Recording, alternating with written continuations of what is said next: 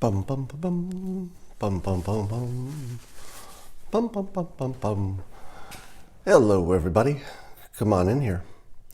If you're wondering why I so often wear the same shirt, it's not because I wear this shirt every day. It's because it's my office shirt. I've got a couple of office shirts. When it's a little chilly in my office, I like it a little cold, and so I put on my office shirt because it's just the right temperature. All right. If you're here and you've got a mug, a cup, a glass, a chalice, a stein, a thermos, and you have a liquid in there, chances are you came for the simultaneous sip. Coffee with Scott Adams. Please raise your container full of your favorite liquid. I like coffee, and join me for the simultaneous sip.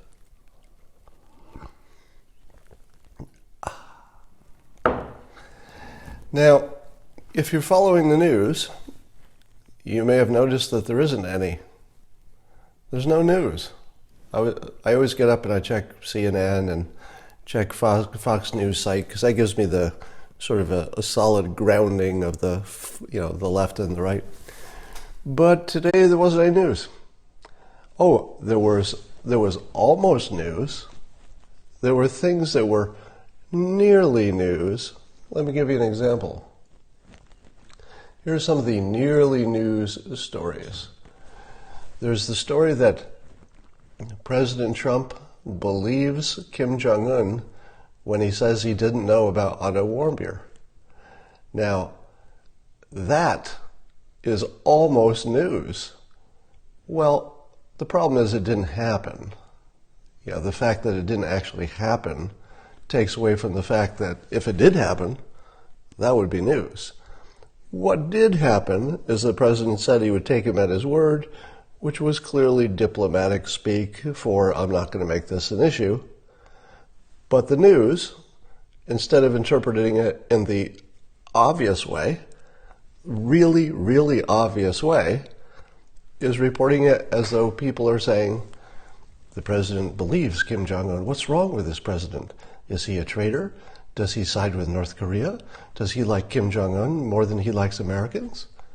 No, none of that is happening. None of that is happening. It's a complete fake news story. Let's talk about Jared Kushner's his security clearance. So, there's big trouble in this news. Big trouble. Turns out that the president ordered security, the intelligence people, whoever it is that checks out the security clearance, he ordered Jared to get security clearance without going through the normal channels. Wow. Bombshell. It's a bombshell. Well, when I say a bombshell, I mean it would be a bombshell if it were illegal for the president to do that. But it's legal. Still, if you consider all the terrible things Jared Kushner has, okay, he hasn't done any terrible things. But if he had done terrible things, which he hasn't, and if it had been illegal for the president to order him to get a security clearance, and if he hadn't later passed his security clearance when they got around to it, because I'm sure they vetted him anyway, then it would totally be a bombshell. But none of those things happened or are true. So it's nearly news. It's close to news. It's in the adjacent property with news, but it's not quite news. What else we got going on here? We've got an opinion piece by what's his name? Why am I forgetting the most famous person on CNN? Anderson Cooper, in which he talks about the president's leadership as being, and I quote, alarming. That's big news. We've got a president of the United States, somebody who's got his finger on the nuclear button, and his leadership is alarming. It's alarming. Why? Because he's made more progress with North Korea than anyone else, because the economy is humming, because China is probably going to come up with a better deal for trade. What exactly is the alarming part? Are we alarmed by all the good things happening? See, that would be news if there were anything alarming. But there isn't. What else we got? Oh, we have the story about AOC calling out the president's differing property values for property tax reasons, one assumes. And in one context, he said his property was worth a lot. In another context, he said it was worth much less. Well, that's big news. That's alarming. Bombshell. Well, unless the things that President Trump did were completely legal and typical of people in his situation, which they almost certainly are. Now, we don't know the details of that story, but the most normal thing in the world is you have a low value for the property of a business, but the value of the business is the property plus the cash flow plus the goodwill, which would be very big compared to the small amount of the property, which is the amount you pay property taxes on. Now, I don't know if that's exactly what's going on, but I'm pretty sure that when we dig down into it, some tax accountant is going to say, oh yeah, it's just the way we do it. That's just the normal way people do it. So if any of those things were illegal, bombshell, big news, and that would be alarming, alarming, but in all likelihood, there's nothing there. It's like the Cohen testimony. Man, it's going to be a bombshell if he said anything that got the president in trouble, but he didn't. In fact, he was exculpatory and made everything that the anti-Trumpers thought for the last 3 years ridiculous. Let's see what else we got on CNN. Let's see. Why the U.S. may not get answers it seeks from Mueller. Well, that would be a big problem. Imagine if Mueller did this whole investigation, spent, tens of millions of dollars, took all of our attention for years, and what if the public didn't see the full report? That would be a big, big problem. Well, unless there was nothing in it. If there was nothing especially important in it, well, then it wouldn't be.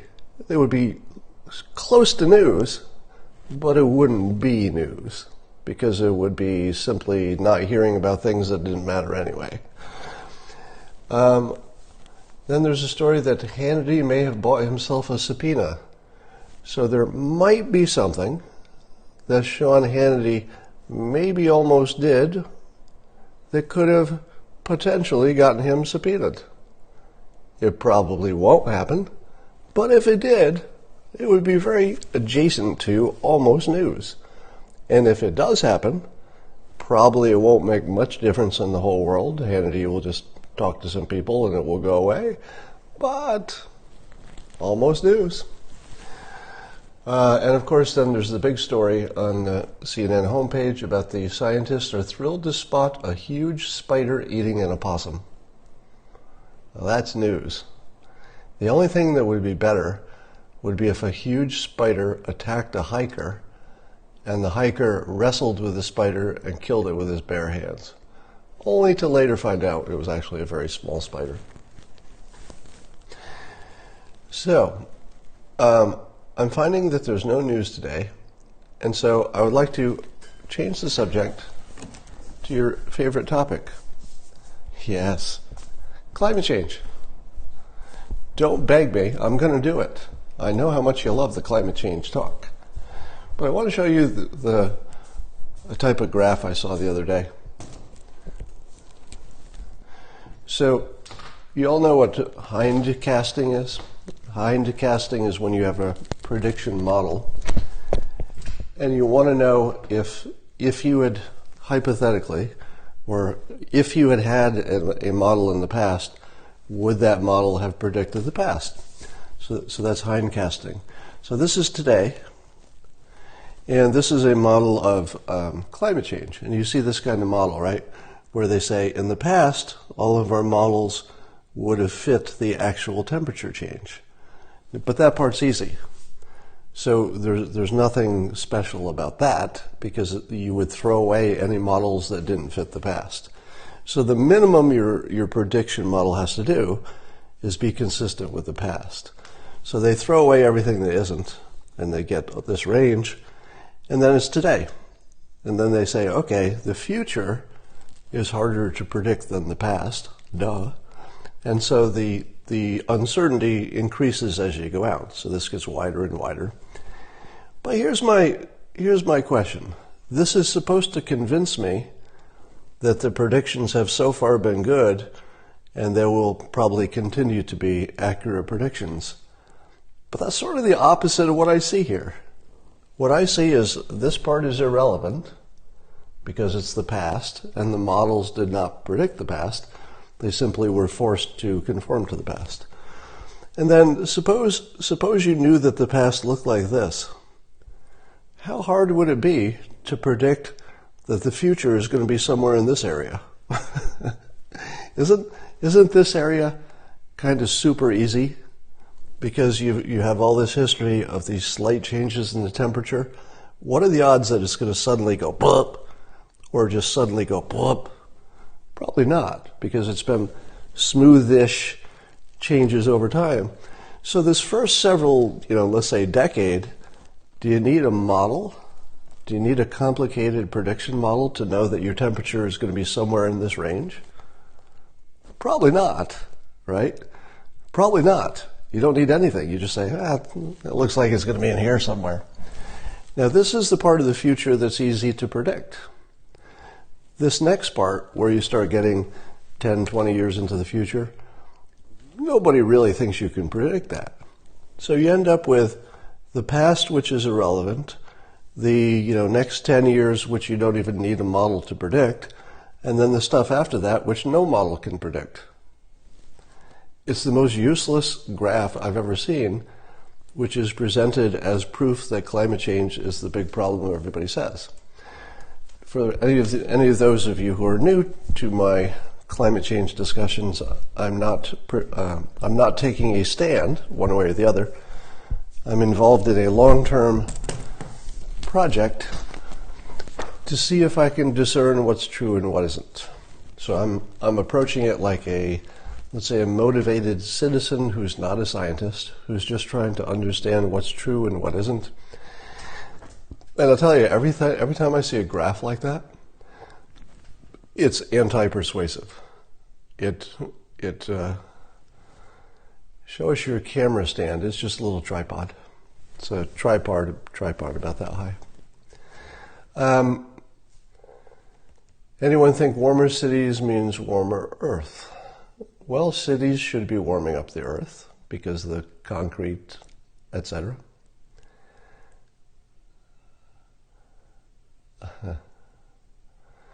Oh yeah, so AOC apparently has a list of Democrats who are voting with Republicans and she doesn't like it. That's almost news. That almost matters. Doesn't, but it almost does.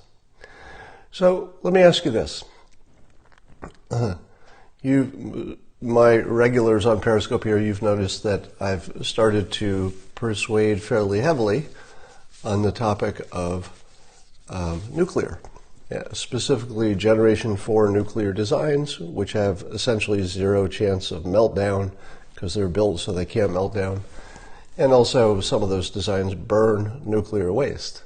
So you can actually reduce nuclear waste with these new types of designs. And if you were to follow let's say the South Korea model, the reason South Korea has successful nuclear power is that they standardized on some designs so that they could lower cost and it's easier to train people and you can have some economies of scale and all that.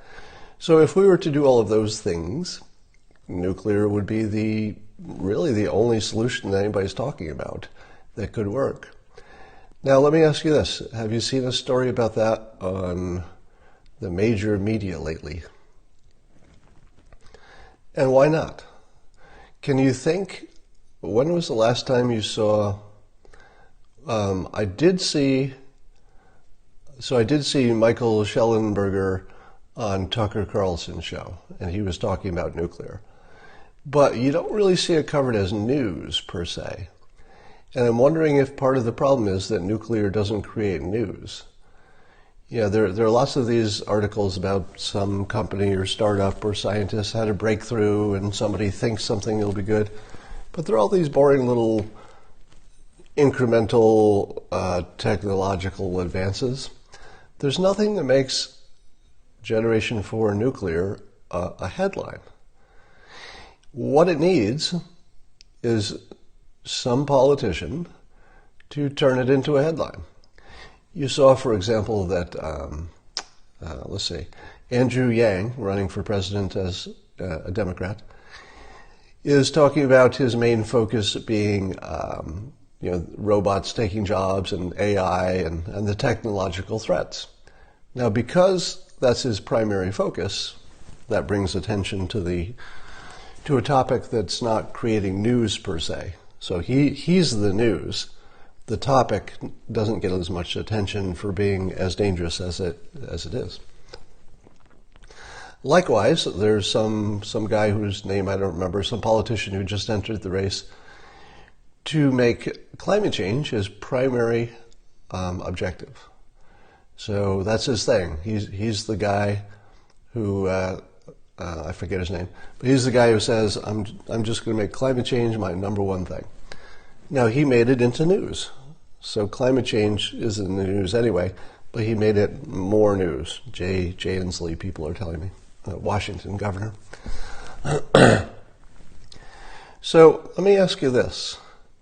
If one of the Democrats, one of the, 20 Democrats who are going to run, if one of them said, I don't know if climate change is exactly what the scientists say, but I know Generation 4 nuclear is the solution either way, because we need it for economic development, we need it for reducing pollution, we need it for lots of reasons, as well as being competitive in the world. So I'm going to be the Generation 4 nuclear guy, but I'm going to be a Democrat. How fast would that person get elected?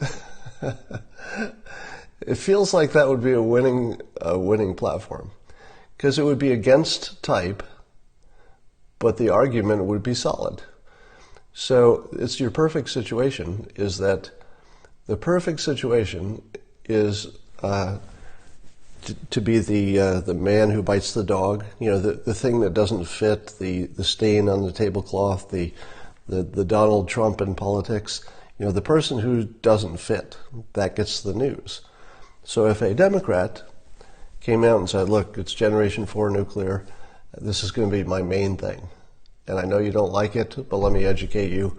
It's safe, it's smart, it's the only way to go. All the smartest people agree. Let's get this done. That would be a tough package to beat. That would be a strong package. Now, the question you might ask yourself is why, somebody's saying here, Trump is bringing nuclear, it's just not being covered. Well, I don't know what it means to bring nuclear. So I talked yesterday about, I mistakenly said Department of Defense, but Department of Energy. Rick Perry, I was watching my playback yesterday, I said Department of Defense when I meant Department of Energy, has funded through the government a test bed where they can quickly iterate these new designs for nuclear without all the approvals and the time lag and stuff. And that turns out to be the biggest thing that needed to be done. If they do it right, and if it works, it's part of an excellent system for iterating that technology. But it feels like the president is just, and this is weird, I never believed I would say this, but it seems like the president is not taking enough credit. Whoever thought that would happen? This little thing, unless there's something about it that's not so good and I just don't know it, and that's possible, right? There might be something about this Rick Perry thing for testing the nuclear designs that's not as optimal as I want it to be, but I don't know what that is. And in any case, Trump should be hyping the bejesus out of that because it's so unambiguously smart and so unambiguously the right play, it'd be tough to mount an argument against it, and it's a solid accomplishment in terms of building a system that can get us out of climate change. The funniest thing that Trump could do, let me tell you the funniest thing Trump could do, which would also be very effective and save the world. It would be funny and it would save the world. Trump could bring together his climate people and have their meetings where they're trying to update their understanding of climate risks. I guess Happer is the head of that. And the world, meaning the anti-Trumpers, would be looking at that as like a joke process. Because they would say, all right, the fix is in, you put a denier in that important position, whatever they talk about, it doesn't matter, because in the end they're going to say climate change is a hoax, and then you do nothing about it. So that's what everybody would expect. But what if, at the end of that, something more nuanced came out of it? As in, there might be a risk, but in any case, we should go crazy with nuclear, because if you think there's a risk, this is the best solution.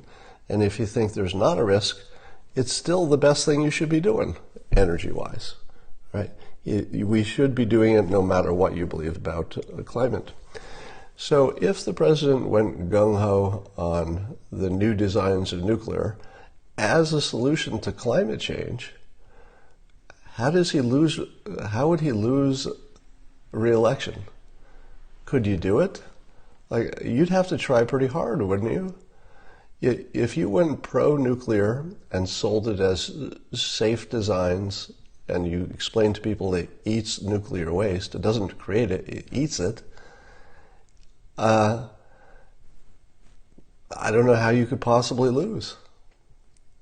No, of course I could be surprised. There might be something about it that somebody says sufficient uranium.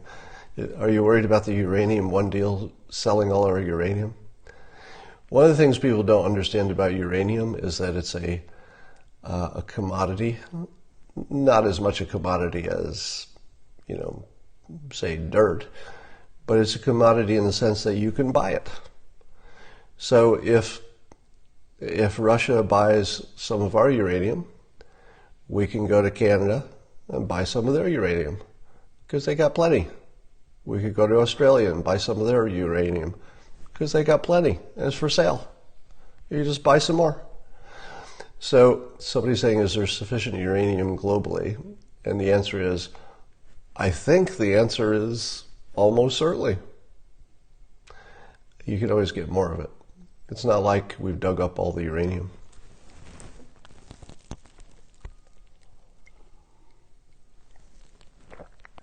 You're saying people don't believe it's safe, they have been brainwashed. That is correct, but that could be changed. That could be changed, because remember, the climate alarmists, the people who are worried the most about climate change, they are pro-science. Pro-science. They are very, very pro-science. Once you've taken that position, you're going to have to object to nuclear using science. And unfortunately, the science is not on their side. The science is pro-Generation 4 nuclear. Somebody says, can you convince Elon? What does Elon Musk think about nuclear? Let's see. It's a good question. Nuclear power. Will that come up right away? No, it's a question on Quora, which is, what does Elon Musk think of it? He feels the efficiency of existing nuclear has been improved and that we should build more nuclear plants. So what's to convince? So Elon Musk is apparently on the same side as 100% of the people who have looked into it. I don't personally know anybody who's looked into it who has a different opinion, which is weird. Because, so when people use the Fukushima meltdown and the 3 Mile Island and the Chernobyl and stuff like that. Let me tell you the worst defense. Let's say you're pro-nuclear, and people say, yeah, but what about Fukushima and 3 Mile Island and Chernobyl? The worst defense would be to say, turns out nobody died, or the death toll was immaterial. And if you compare that to the number of people who died from pollution and from standard other sources of things, there are actually millions of people who died from burning coal because it pollutes, etc. That's a terrible defense. Because in order to answer that by saying, oh, those disasters didn't kill many people, you're making people think about those disasters as if somehow that's a continuing problem. The correct way to answer that question when somebody says, what about all those disasters in the past, is to say, oh, you're talking about a different technology. That technology was faulty and it still didn't kill anybody. The new technology can't do those things. If everything goes wrong, it can't do that. You could have literally just everybody walk away from the job, have an earthquake. It still wouldn't melt down. It's designed so it can't. Now, when I say something can't melt down, keep in mind, I'm not a nuclear scientist. I'm just parroting what I've heard. Maybe there's some chance, but evidently the chance is very low. And apparently the Pacific Ocean is fine as well.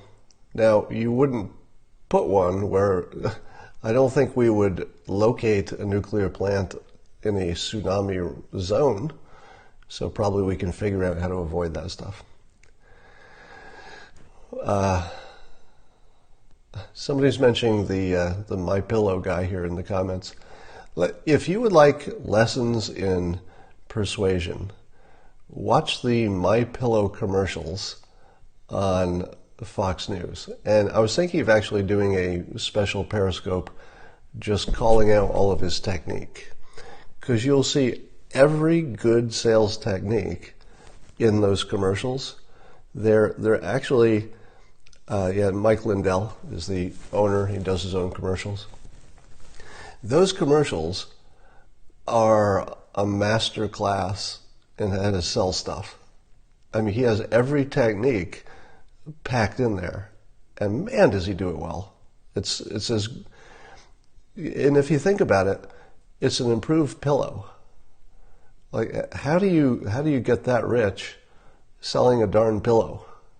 I mean, that's pretty amazing. Now, I will say in fairness, I have purchased some of his pillows. So I bought a few MyPillows, and they're better than regular pillows. So he has a real product, and the real product does what he says it does, which is it's far better than a regular pillow. But still, the way he sells it is just exceptional. He's so good at it, and if you don't know the techniques, you wouldn't notice how many of them he packs into the 30 seconds. How many pillows did you buy? I think I bought 2 or 4 of them. I can't remember.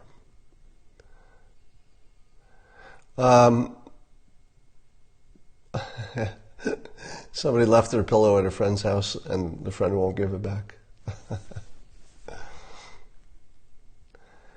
Now I'm starting to see people pushing back on green energy because of the so-called density.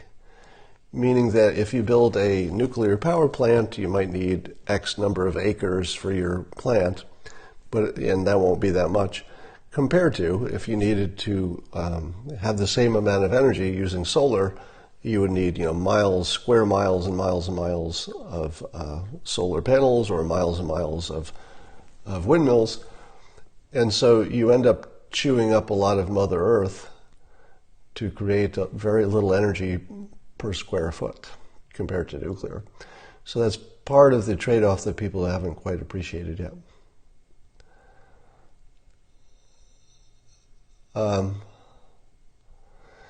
What are the techniques? Well, I'll do a special Periscope on it. I don't want to give you a bad preview of what I might do later. My new book, I still have to finish writing it. I'll be working on that hard for the next few months. So it's mostly written. I'm in the editing and rearranging and punching up phase of the book. So the basic book has been accepted by my publisher in the sense that it is a book and it will get published. But still, I'm still punching it up. Now, you know the feature on Periscope that lets me add a guest. Right now, I turned that feature off because the new release, I understand, which should happen next week, I don't know what day next week, but that should allow me to do the guest feature at the same time that I've got the Twitter notifications on. At the moment, and until next week, you can't have both of them at the same time. And so I wasn't using the guest feature because I didn't want to turn off the Twitter notification. But this coming week, those two will work together, I understand, and we'll have some more guests. Do your new books make up for your lost income? No, they don't. They're not even close. What brand coffee do you recommend? I don't recommend coffee. I'm not a foodie, so I can drink any kind of coffee and I'm fine with it. Have Andrew Yang as a guest. He would be interesting. Yeah, Andrew Yang, Victor Davis Hanson. I prefer guests that you haven't already seen a lot on television. I prefer people who have something to say that is a little bit different than what you're seeing every day on television anyway. Do I appreciate espresso? Yeah, it's all right. Lomborg would be great, except he basically agrees with everything I say. I will invite Van Jones. I've been kind of waiting for the right topic, and I think I have some ideas. No, Talib I would not invite.